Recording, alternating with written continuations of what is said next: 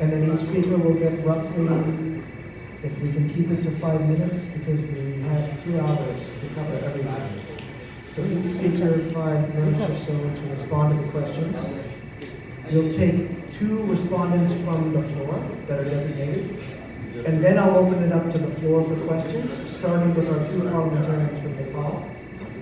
And then we'll go for about 15 minutes towards the end, and then wrap up. So we'd like to do the whole session within 2 hours, and if I can ask my panelists to keep in mind the time pressures, to try to keep it moving.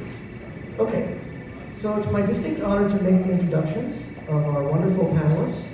The first is Mr. Brahim Ramdan, Professor of Philosophy since June 1987, founding member of SOS Esclave, founding member and Vice President IRA 2010 to 2016. And I had the great pleasure of meeting Brahim in Senegal for the meeting that Paul convened. Brahim will tell his story as a political prisoner and working in the depths of his community in Mauritania about the issue of slavery. So it's a thrill to welcome Brahim to the stage. Our next panelist is, this is in order, maybe not of the seats, but in terms of my sheet. Ms. Gabriela Abravana is a human rights activist. She's the director of European Roma grassroots organization, Ergo Network. She's been the director since 2011. They focus on anti-Gypsyism, advocates for better policies for Roma in Europe, creating strong networks between governments and European institutions, with civil society. Gabriela herself comes from the Czech Republic, but is based in Brussels, where she's leading a European effort to draw attention to Roma rights. So it's wonderful to have Gabriela join us. My next panelist, Mr. Antonio Bosco. He's a member of the National Coordination of the Colombo Rural Black Communities, CONAC. He's authored a number of articles and poems on colonialism and the modes and meanings of colonialism. He was also a professor and guest master of the Meetings of Knowledges at the University of Brasilia. So thank you, Antonio, for joining us today. And then I have Mr. Zakir Hossain from Bangladesh. He's a human rights and environmental activist, specializing in human rights protection on the Dalit communities, rural women and disadvantaged communities. He has a master's degree in economics from the University of Dhaka, and he's played a key role throughout Bangladesh to galvanize the Dalit community in terms of their human rights efforts. He leads the Nagoric Udyog, apologies for mispronunciation, a human rights organization since 1996, working at the national level in Bangladesh. And then I have my good friend, who I've known for several years, Mr. D.B. Zagar, founder and president of International Commission on Dalit Rights, which is based in Washington, D.C. ICDR International is an advocacy and networking organization leading a global movement of people striving to eliminate caste or work-based and descent-based discrimination. And I know personally that DB is very active in the United States, in the Washington, D.C. area, where we've had many conversations about getting Western governments to move on anti-caste discrimination legislation, which is yet to be formalized in the United States. So it's a thrill to have Mr. D.B. Zagar join us. And let's see, I don't have... for my respondents in the audience, when the time comes, I'll make a brief intro at that point.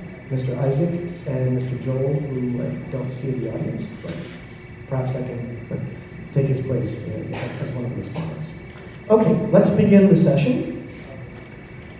We're going to start with a few questions that I want my panelists to reflect on, and then briefly give us your sense of, in your context, and keeping in mind the great diversity of contexts throughout the room, all the different countries and cultures and histories represented here. Keep in mind some of the similarities and also differences. Okay, so the questions for the panelists. What are the main manifestations of discrimination? How does the discrimination manifest? How does it occur? What are the effects of the discrimination? So what is the discrimination? How does it occur in your society? But then what are the effects? What violations does it cause? What does it produce in the society? what are the main elements of this discrimination, features? Each type of discrimination may have certain elements. Public segregation, access to water, health outcomes, voting rights, intermarriage, all the things we've been hearing about, based on this purity and impurity group. So what are the elements of discrimination?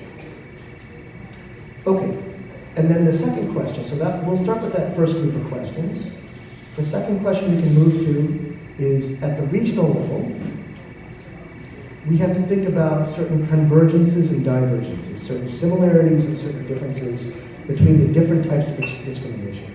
That'll be the second part of our discussion. So first, what are the main manifestations? What are the effects? What are the elements of policy discrimination? So if I can have my first speaker, Mr. Brahim, if you can speak to us about your context in Mauritania, we'd be thrilled to hear from you. Thank you.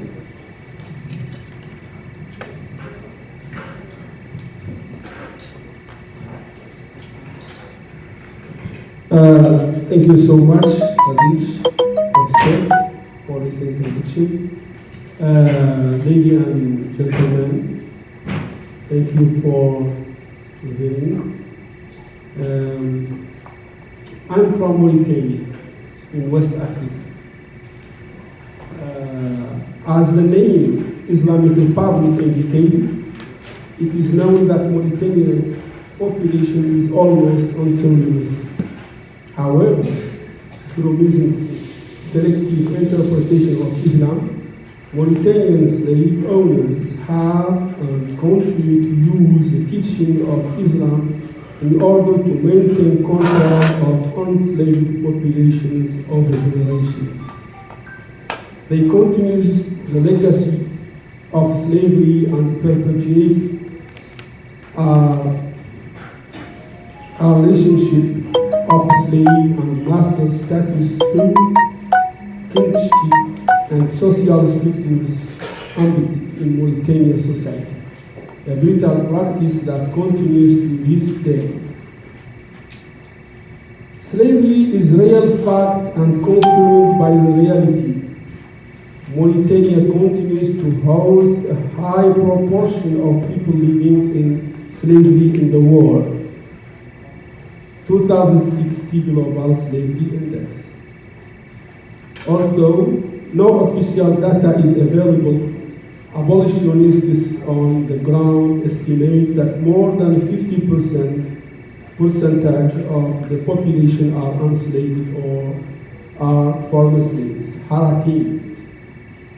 The total population is estimated to the around 4 million population reference Bureau 2016. Today, slavery affects an important percentage of that population, according to the CNN 2014 Freedom Project. This is a chattel slavery still existing in the 21st century, and in which human beings owned as property.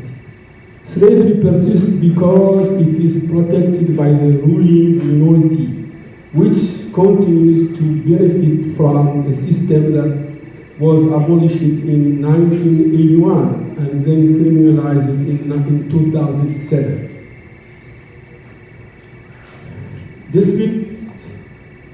Despite those steps, the Mauritanian government continues to compensate slave masters while persecuting abolitionists.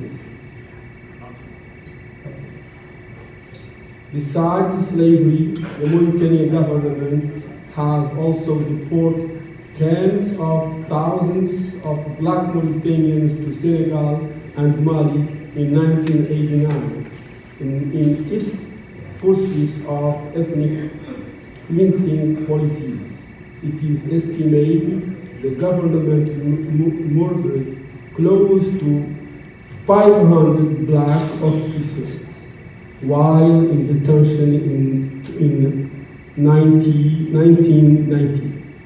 Moreover, since 2012, the discriminatory government has introduced a a discriminatory biometric national registration and identity card system to further inclusion in Black Mauritania.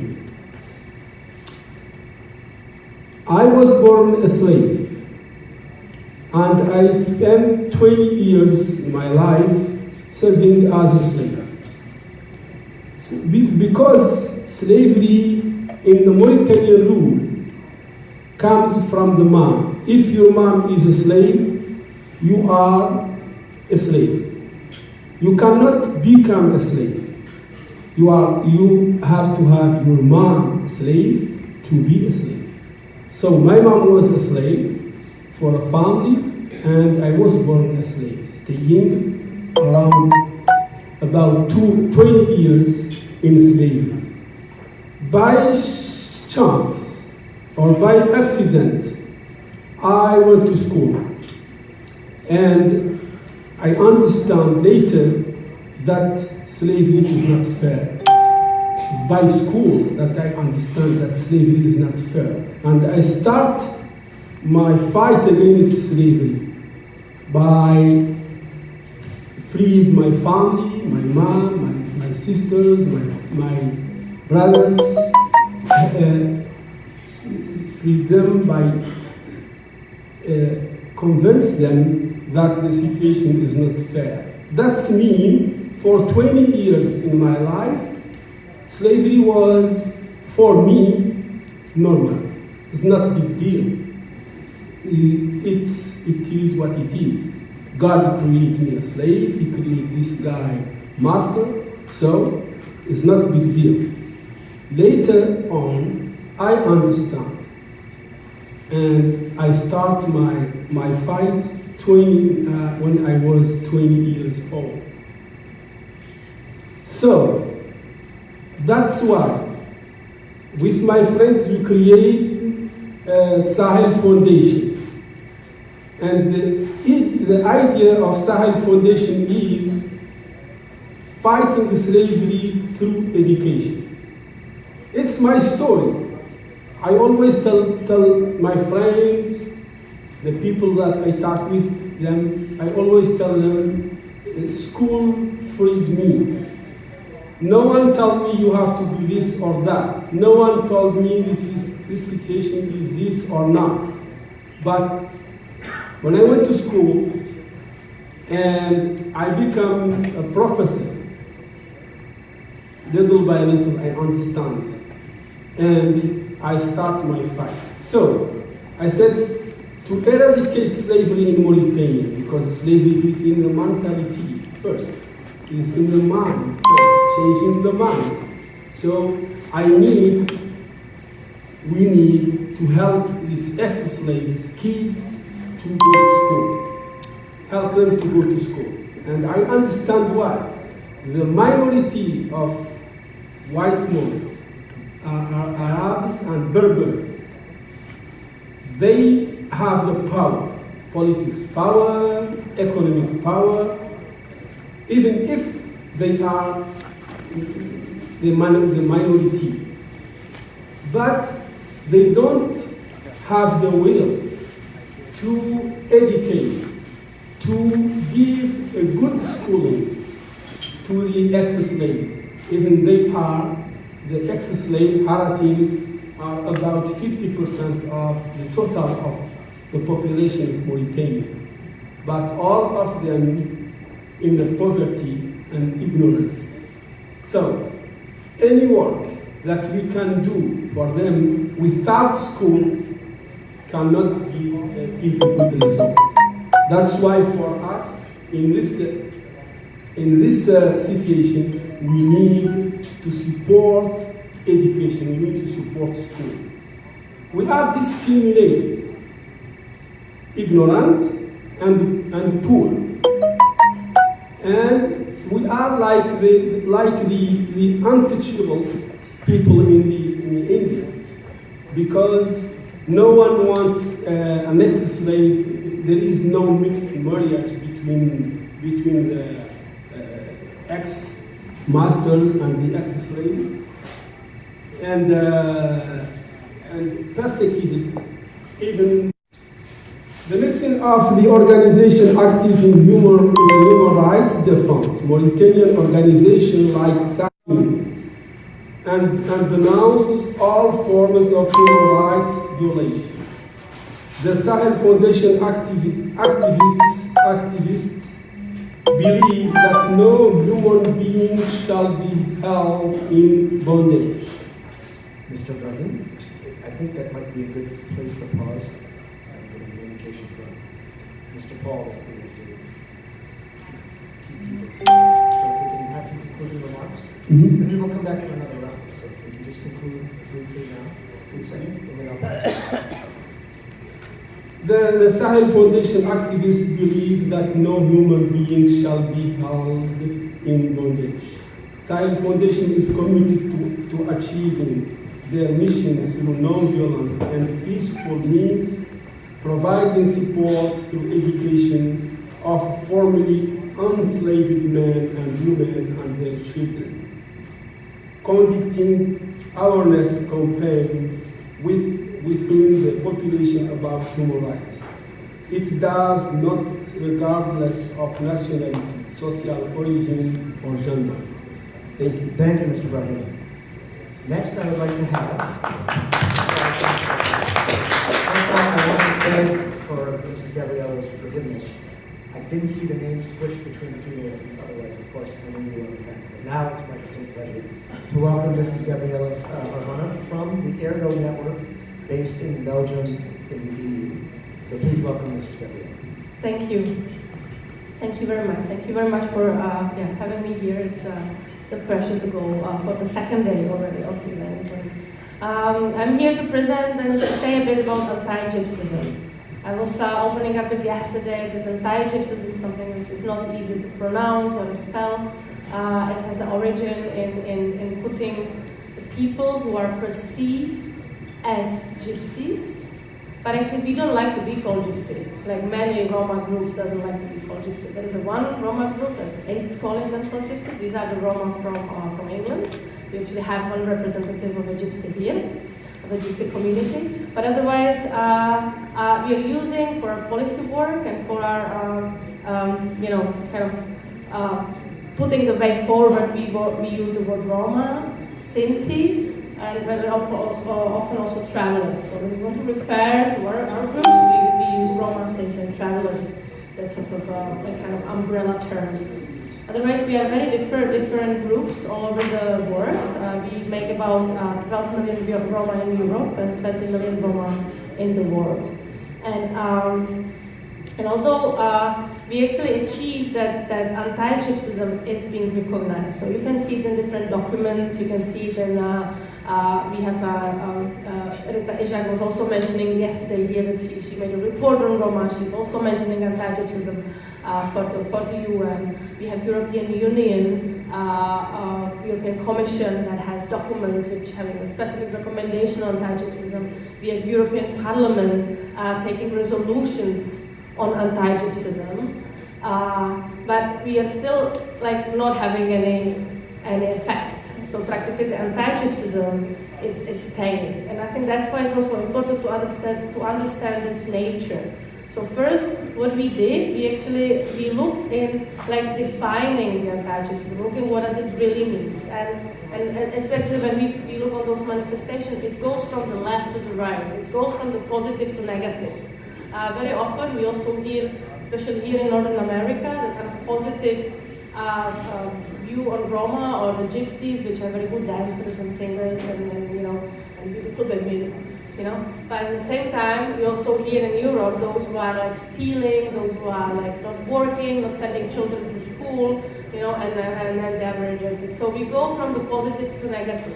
On the political spectrum, we have the left wings who would go against Roma, but we have also the right wings that would go against Roma.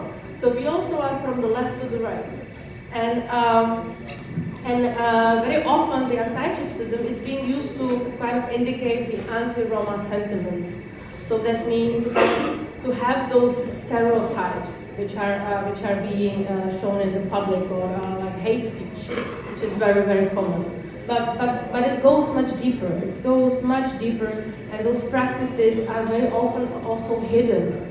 And what we say, it's like, it's not about what is being done or being said, but also what is not being done. You know? Because we also see many politicians, especially at the local level in Europe, they would not act to do something positive for Roma, let's say to repair a road which is leading to a Roma community or invest in the school, because they don't want to see as the one who's helping the gypsies, because he might not be elected for the next term. And I think this is something that it's like kind of, it's embedded in people's brain. Like if I am on the side of the Roma, then I actually can harm myself.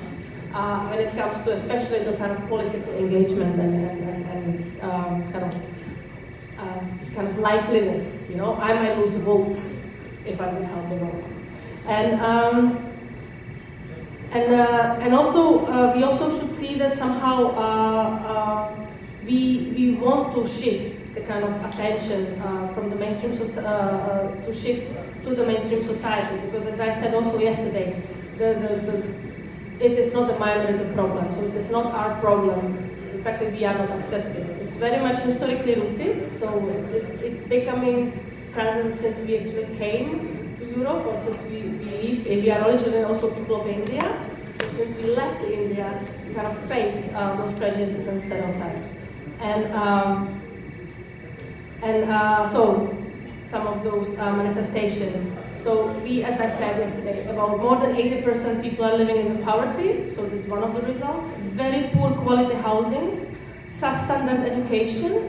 So we have Romani children being segregated in, not just in the special classes where they would sit alone, just 90% of Romani children in one class and all the non-Romani children in one class, but they also receive substandard education. So very often, they don't pursue further education goals like go to high school and universities. They just kind of, you know, until very recently, there was a curriculum for light mentally handicapped people, which 30% of Roma were diagnosed to be mentally handicapped.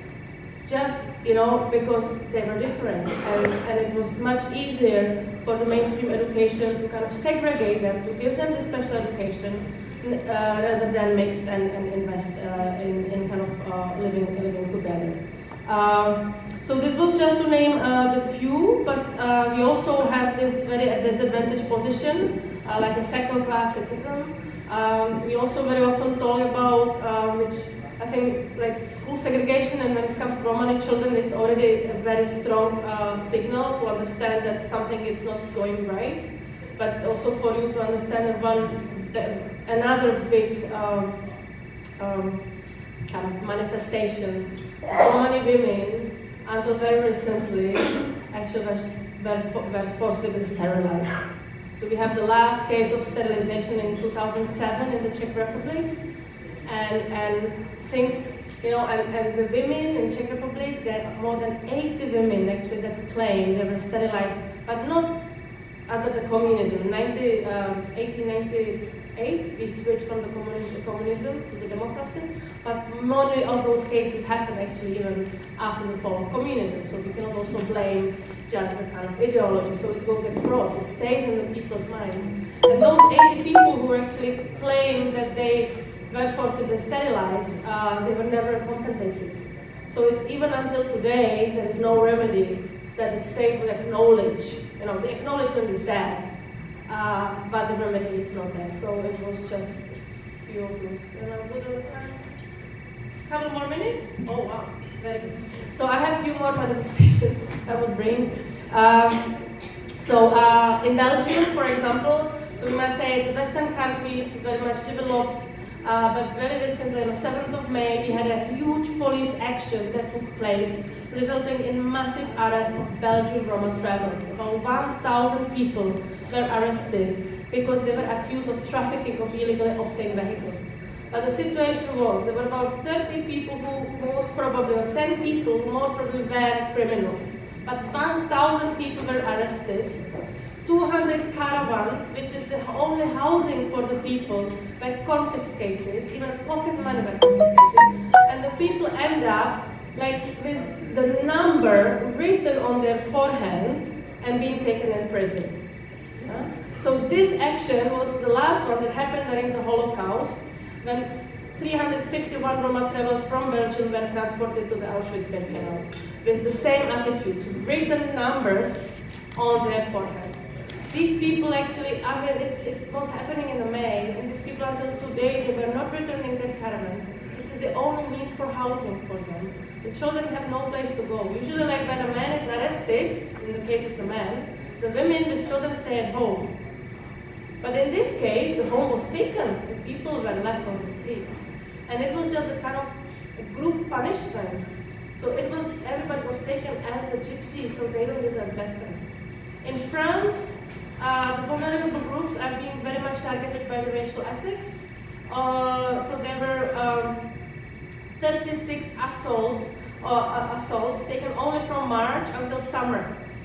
So if we look on a very small segment of time, you know, about 40 people you know, they received death threats, there were shots, there were some arsons, etc.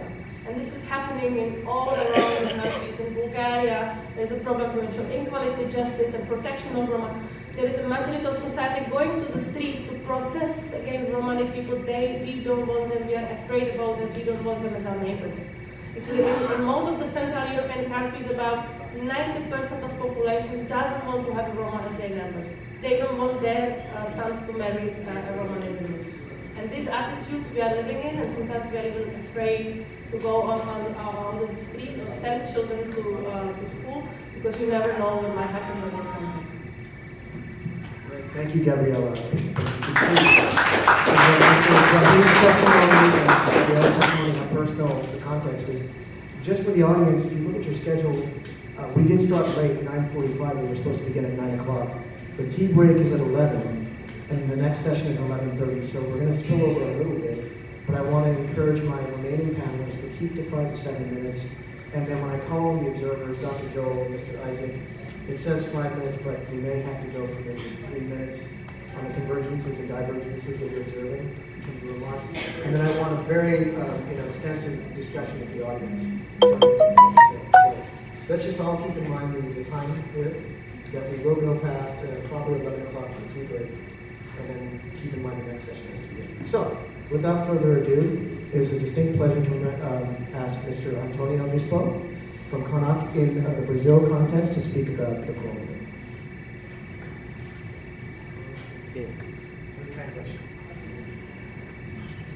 Como quilombo é uma palavra que só identifica a organização de povos no Brasil, eu vou tentar dizendo o que, na nossa compreensão, é quilombo.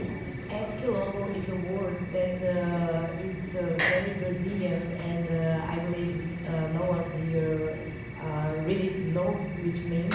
I will start explaining what quilombo is for us. Quilombo não é uma sociedade, porque sociedade ela é composta por proprietários. Só faz parte de uma sociedade quem tem. Quilombo é uma comunidade, porque comunidade é composta por pessoa. Só faz parte de quilombo quem é. Quilombo is not a society, because a society is composed by people who live in property. Quilombo is a community, because it's composed by people which are together, trying to live together. Quilombo não foi organizado só por africanos, mas foi organizado no início da colonização no Brasil por africanos aliados aos indígenas. Quilombo wasn't a community built only by Africans in Brazil, but by Africans and indigenous, native indigenous together. They are both oppressed by colonial systems, so they are together building this kind of out-system communities. Vocês vão ouvir vários conceitos de quilombo no mundo inteiro. Cada pessoa que vocês encontrarem vai falar de um jeito de quilombo. Quilombo não é para ser entendido por conceito. Quilombo é para ser entendido por comportamentos. You hear a lot of Quilombo and a lot of concepts, but Quilombo it's not to be understood as a concept. Quilombo is something that is in movement. it's not only essentialist.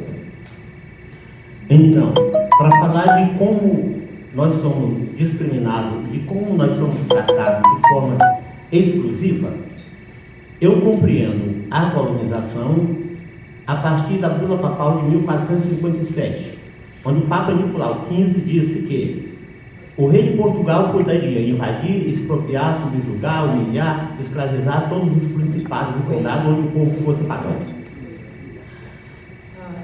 I'm sorry, I'm not a professional translator, so I'm an anthropologist actually. So he understands that the beginning of this problem is the Pope Nicolau XV that allowed that people, the white people who lives in our territory, Brazil, can go for the quilombos and understand the quilombos as a criminal organization. Tem uma diferença enorme no Brasil entre ser quilombola e ser negros descendentes de africanos. Os quilombolas têm e ou disputam seus próprios territórios. Os descendentes de africanos não quilombolas estão no mundo do trabalho. There is an important difference between the African descendants, black people in Brazil that are quilombola or not. Because Quilombo people want to fight for their territories. And the other black people of the population are related to the work system. Então, quilombolas não podem ser percebidos pelos modos de trabalho. Nós somos percebidos pelos modos de vida. So quilombola could not be perceived for the work way of life, or the labor, but by the way of life in a broad view. O que nós temos de comum entre quilombolas, Tales, buracos e Roma, e tudo que eu já entendi até agora é que, independentemente da nossa condição econômico-material, nós somos discriminados do mesmo jeito. What we have in common, Dalits, Quilombola, Buracos, and Gypsy, as I am understanding until now in this event, is that we are excluded of the system, the colonial system. Para vocês terem uma ideia, dizem que no Brasil os negros, descendentes de africanos, são os reis do futebol. For example, everybody knows that the black people, African people in Brazil are the queen of football.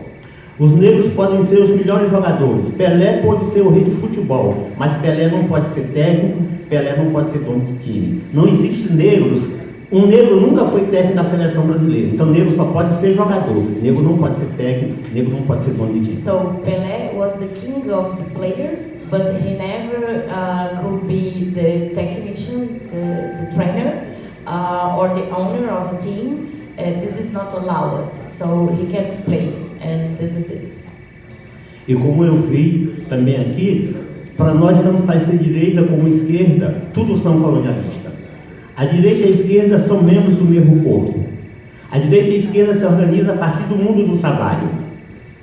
And as we are seeing in our discussion, the political ideology, left or right, they are both colonial.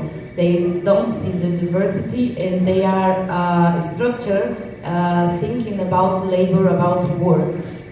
Agora, para concluir, um pensamento que eu aprendi com a minha geração avó, que eu acredito que serve como base filosófica e política para todos nós. Eu até entendi que vocês também pensam parecido. To finish, to conclude, I will share with you my thinking of my grandma that could synthesis of my thinking. Por exemplo, nós no Brasil fazemos tudo rodando. Nós pensamos de forma circular. O samba é rodando, a capoeira é rodando, o reggae é rodando, tudo nosso é rodando, até meus cabelos vão rodando quando eles são grandes.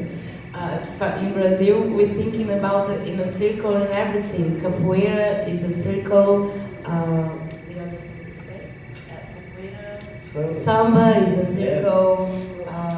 even my hat and my curly hair, everything is in a circle kind of thinking about the world.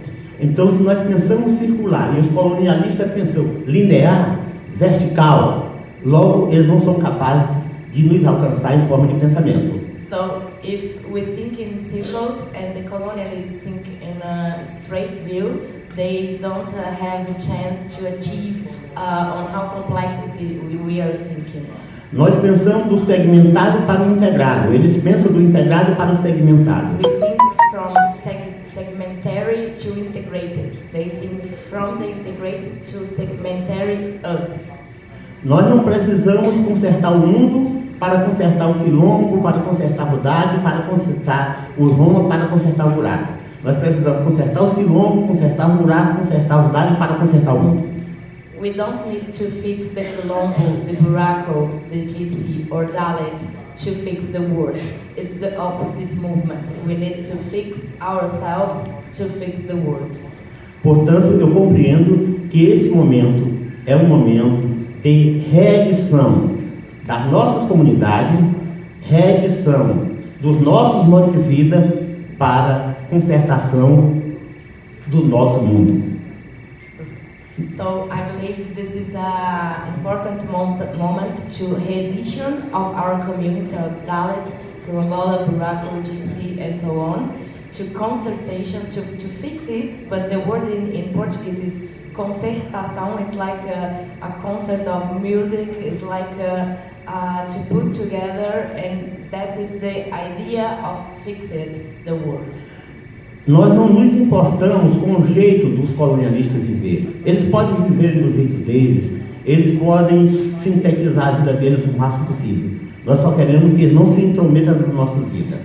Se eles não se intrometerem na nossa vida, nós somos capazes de consertar o nosso mundo e o dele. Graças. So it doesn't matter how the colonialists want to organize their societies, as even they could respect our ways of life. Thank you very much. Thank you, Mr. Antonio, for such a moving and deep reflection on your own experience. Before I transition to my last two speakers and go to my observers, seems like one theme is that we live in one world, given the remarkable diversity of differences, that we shouldn't collapse. Languages, cultures, and histories. What we all have in common as oppressed is the colonial heritage, an arc of 500 years. And the reaction to the colonial is not political necessarily, left or right, as all my speakers are suggesting. And it's not essentialized because of the differences, and yet you see the real impact in terms of how oppressors organize space and time and use that as a tool of power to suppress the imagination that comes from other communities. And so I really appreciate Mr. Brahim, Mrs. Gabriela, and Mr. Antonio to give us this decolonial view of what a different reality could look like based on the consciousness raising. So now I'm turning to Mr. Zakir Hussain from the Bangladesh context. 5 to 7 minutes, please, Mr. Zakir, Mr. Divi Zakir, and then I'm going to introduce my observers. Thank you.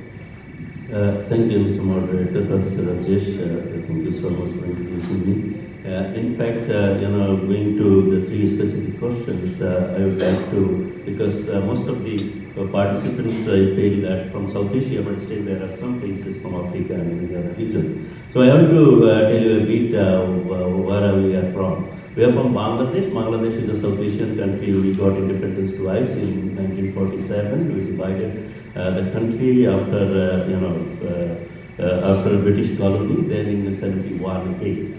So 1947, there were 30% of the minority communities, out of which most of them were the Dalit, and they migrated to India because the country divided based on religion, Pakistan and Hindustan. So it essentially meaning two nationalism, based on religion. So they migrated, and most of the so-called lower caste, they kept living in our part. It's called east part of East Bengal. Bengal is quite big, and East West Bengal. West Bengal under the Indian territory, and East Bengal was the Pakistan territory. So we liberated again in 1971. Now the constitute of 10.5% of minority communities are not Muslim, I must say. and the more than less than a bit 90% of the Muslim community.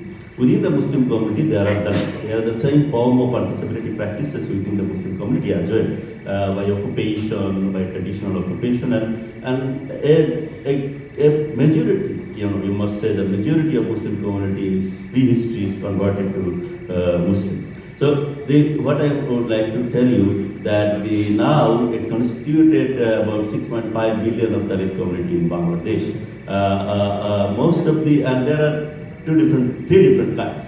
Who are Dalit? Dalit is basically some of them are working in the tea garden. They are migrated different parts of the India before 200 years when British came. And the other parts of the Dalit community, they live in urban slums and they are used to work in the sweeper and cleaning jobs. They don't speak Bangla, they are Hindi speaking, Telugu speaking and other Indian languages that we generally know. So the three communities live in three places. And there are estimation is that 80 different subcastes, are there. So you see that 6.5 million population is there. They are suffering unseparated, pure, impure, and all these other things. So this is the country situation. But unfortunately, in 1958, the Pakistan Constitution recognized the scheduled caste. But 1970, on their new constitution, it prohibited the discrimination based on caste, creed, and class, and whatever. But it is not explicitly recognized the scheduled caste. It is not explicitly even recognized the rights of the indigenous population. So our new country leaders, they thought that okay, it's a new country to go with dignity and equality and all this. We don't need to recognize the other community. They do exist in the country. It is all Bangladeshi or Bengali. So Bangla is speaking, but many of them don't speak Bangla. So this is the unfortunate part of our constitutional writers. But later on, there is no constitutional guarantee, institutional framework, no really the legal framework for the Dalit community. But see what is the manifestation? If you say there are, they are mostly illiterate, you must say, and they have the healthcare, education, and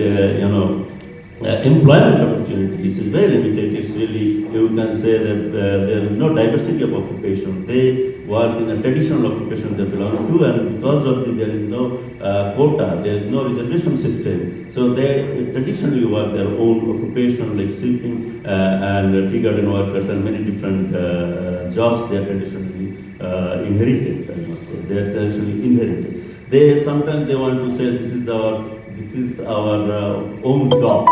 That's go against the framework of human rights framework. So they are saying we are born. Some of them wanted to say, as he said, that slavery is not. It's common. It's common. It's nothing that. So in Bangladesh, some say that okay, we inherited the sweeping job. We are religion, so it's our jobs.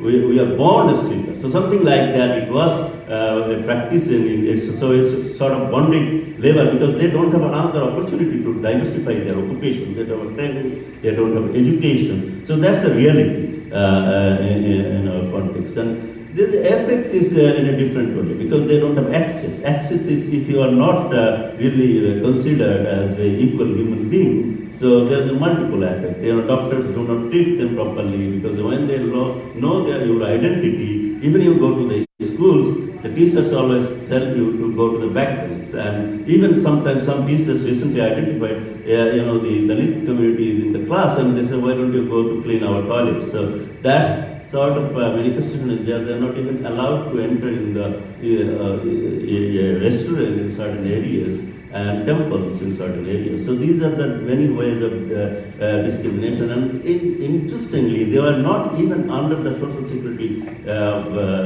social safety net program. So fortunately, in 2002 onward, we started talking on these particular issues. And in 2005, 6, and 8, finally we come together to fight back and saying there is Dalit community, and we did some study on government. This current government, they did informal study. Data is not segregated in our census. There is no data. Data is segregated like minority people, but not as a Dalit people. So they have done a sort of survey, and we started saying that it's 6.5 million. Now they are saying 6.3 billion for the government social welfare ministry. Then if data comes, then we identified the socio-economic status and found that they don't have a housing, and housing is completely in abandoned land. They are building their own small ghetto, and it was a bit responsible by the municipalities, not the government projects. So 2008, the government started campaigning for electoral campaign. We went to the different political parties, and political parties accepted the issues, and because they know at least 0.2 billion people are voters, so 3 billion people are voters. So is the 3 billion people are voters. So they said, okay, we do something if we come to the power. So that scenario has started changing, and human rights organizations, international donor agencies, they took attention. Okay, we did not know, only 3 million people are Adivasis, only. So they were not even interested to support this community. So recently, the government started special schemes, and we are now fighting for the Anti-Discrimination Act and different policy issues. And government accepted these issues, and they put at least one pages in our national 5-year plan and social security strategy policy that we need to do something. So it is growing, I must say. Things are growing in, taking recognition spaces at the country level, and you will find that UNDP and other international agencies, they prioritize these issues in their own work. So which is good, but still you will not find any person who is really civil service, not in the high profile jobs. So we need to really, reservation policy is important for Bangladesh, and fortunately recently the private public universities, they adopted 1% quota for the students, so this is it. And the regional issues that India, Bangladesh and Pakistan is the same, we own the same regional culture, heritage and all this, so but it's almost same. So we are together, we are fighting back, and now it's a good opportunity that we are really getting support from all over the world, so that will help us in future to take care of these particular issues at UN level and different international level, that we are together joining.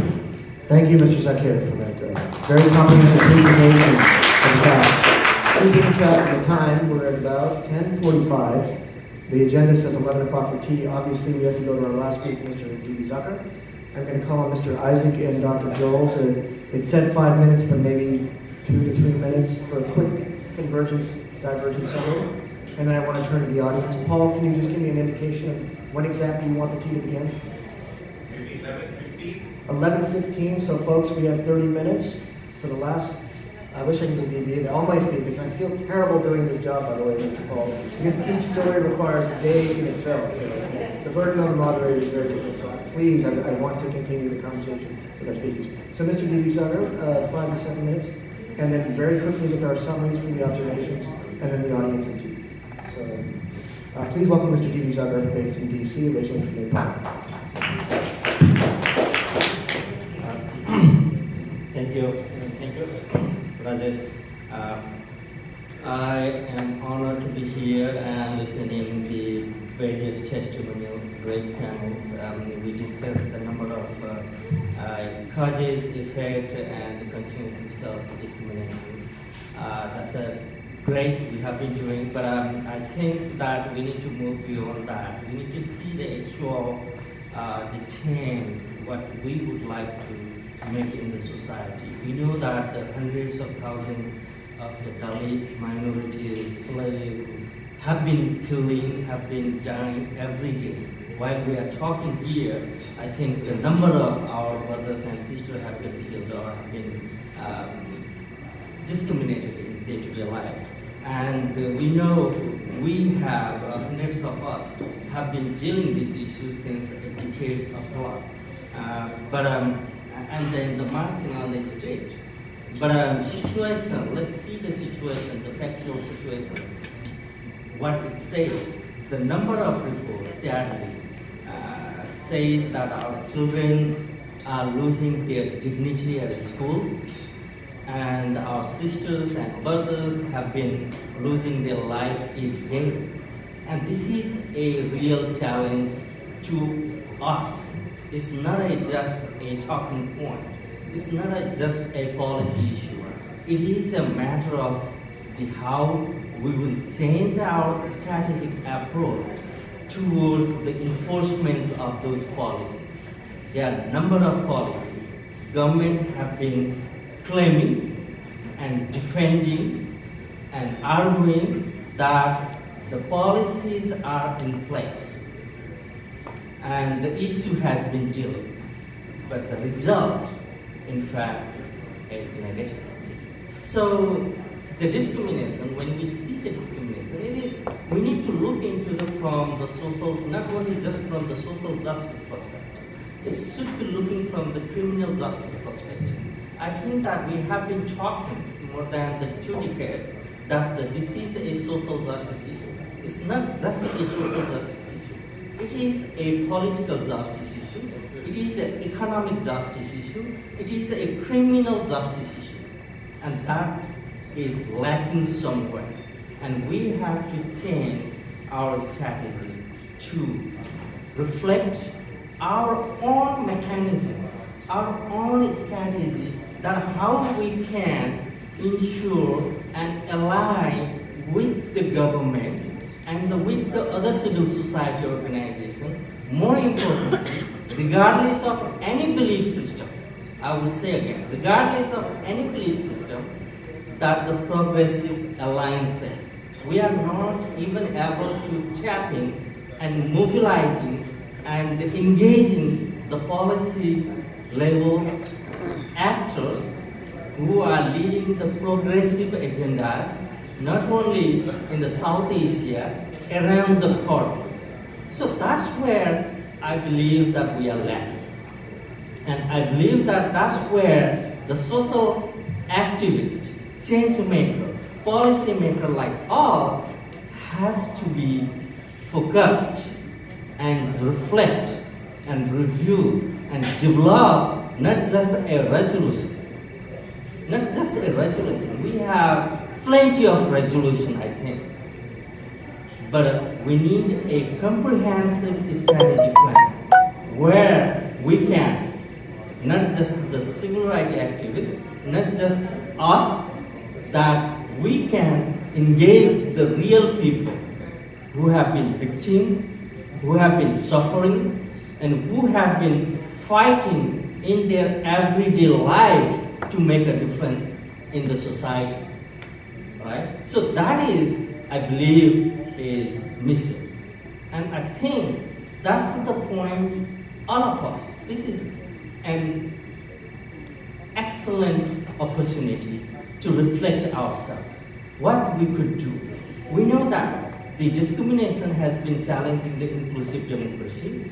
Discrimination has been challenging the dignity, diversity, and harmony, peace. Then this is a matter of government. This is a matter of society. This is a matter of bigger society, not just the certain specific number of society. I'm talking about the bigger society. It's impacting everyone and everyday life. And that's where we are lacking, I believe. So then the question could be that why we are not able, or why this democratic society or government are not recognizing this issue. There is something missing. There is something missing, that either they are completely ignorant to address this discrimination, because this discrimination is not just a matter of social issues, it's an economic issue too, it's a security issue, it's a government accountability, it's a corporate accountability, and all of this actor has to be accountable in order to resolve this discrimination and conflict, insecurity, and have a peaceful society. So then for us, at least I can say, for us, how can we do that?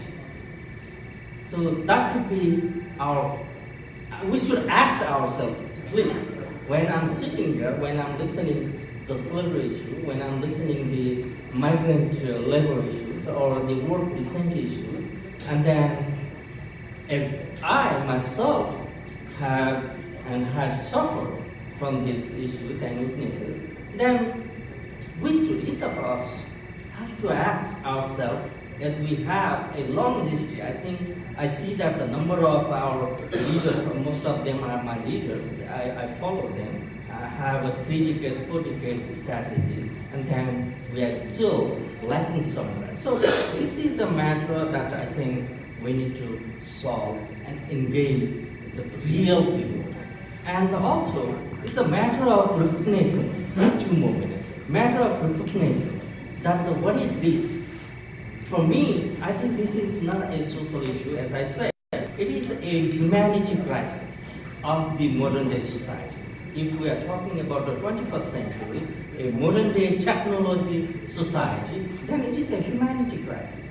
And we should address that humanity crisis and recognize and respond and particularly engage the people.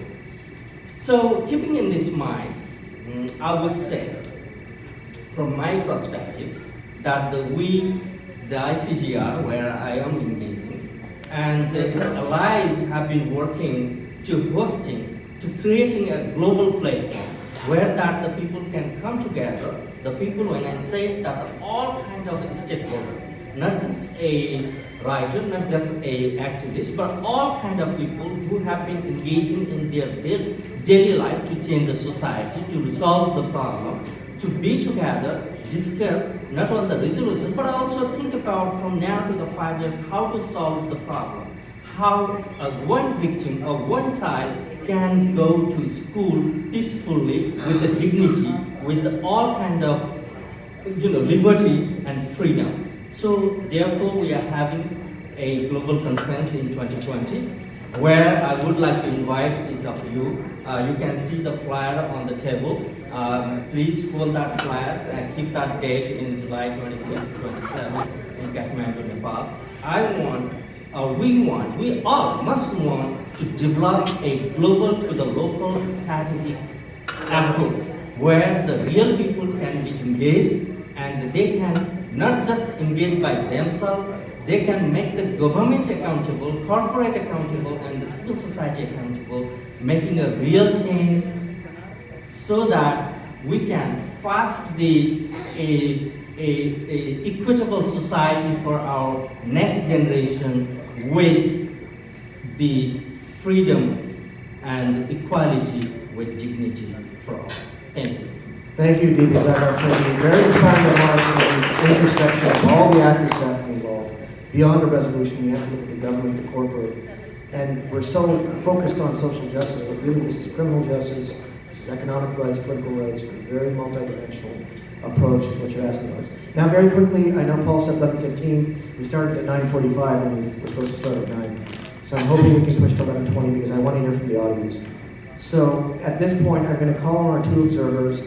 I've been asked to pre-direct towards 2 parliamentarians who have just joined us from Nepal.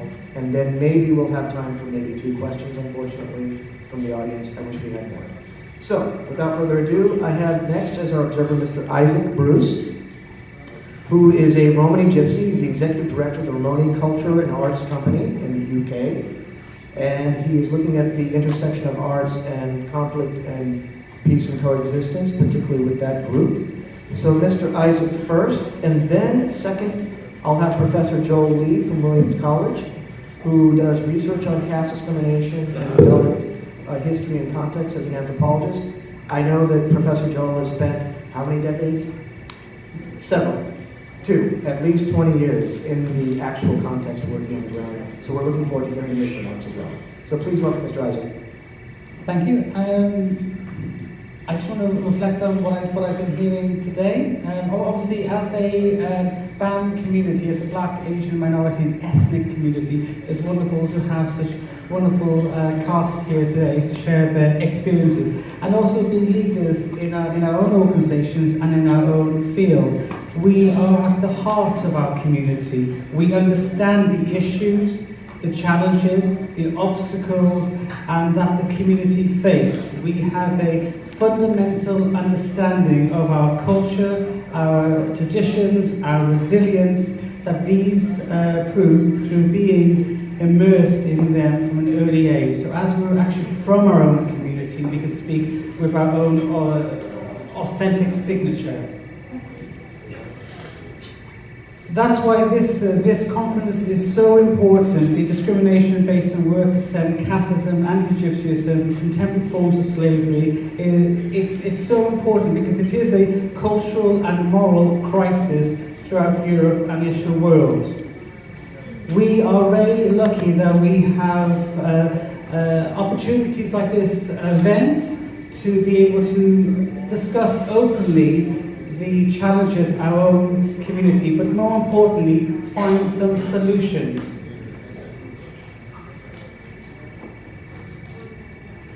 So important to debate discrimination in all its forms. It's wonderful to have such a rich cast with us today, and of course the extended audience. And the themes today, looking at the manifestation, the effect and the elements, looking at what is the root, what is the cause of discrimination, and actually where does discrimination take us.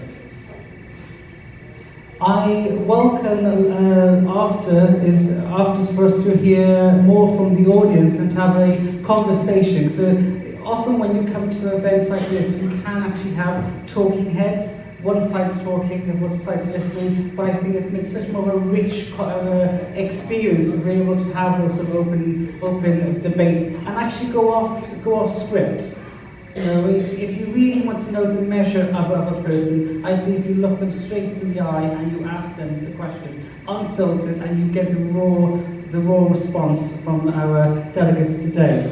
So I'm looking forward throughout this day and throughout this session, looking at the opportunities for celebration within our communities. I'm also looking at, and I welcome Paul's suggestion on a global network, because it's often the case where we do fantastic work in our own organisations, geographical areas, when actually we have shared issues that we can actually build alliances, build relationships. I look forward to those opportunities during this event. I think that's about it for me, guys. But thank you very much for listening. Thank you, Mr. Isaac, for that very heartwarming comment. In honor of my panelists, I do want to give them the privilege of having the closing remarks. But I'm going to ask my panelists, as you hear the observers, we'll have quick comments from the floor. As we close 11:20, if you can be mindful, I do want to give you at least 1 minute to have some closing reflection in your reaction, and then we can close the session. So next we have Professor Joel Lee from Williams College, based in Massachusetts. So please welcome Joel. Thanks. Thank you so much. It's such an honor and privilege to be a part of this process, and so good to be here with all of you. So just with an eye toward time, I'll speak very briefly. To this question of what is distinct about these structures of oppression as distinguished from, say, better, more globally recognized forms of oppression such as racism and such as colonialism and authoritarianism.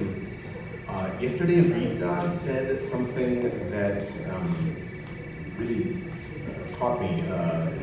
It is in their hearts and minds. How do we address their disgust they feel toward us, right? And this morning we heard, for example, Gabriela spoke of the 90% of people surveyed in certain European countries saying quite clearly that we don't want to live with the Roma and we don't want to have our children marry the Roma. This to me speaks to one of the key convergences, one of the key commonalities between the